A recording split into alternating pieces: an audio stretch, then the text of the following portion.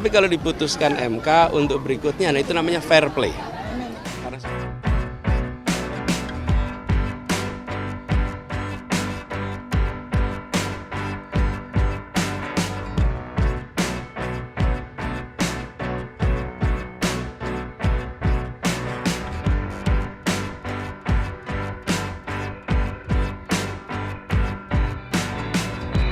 Ya itu kan berlakunya 2029 ya. Jadi yang kenapa kok tergesa-gesa gitu loh, itu aja.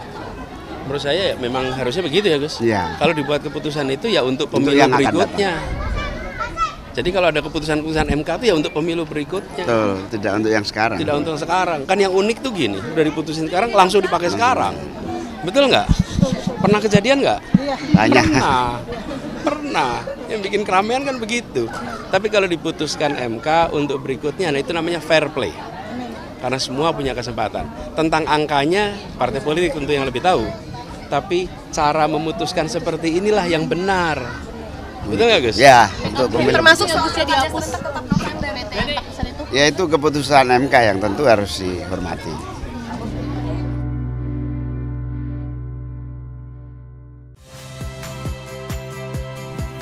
Saya Harjuno Pramendito. Saksikan program-program Kompas TV melalui siaran digital, pay TV, dan media streaming lainnya.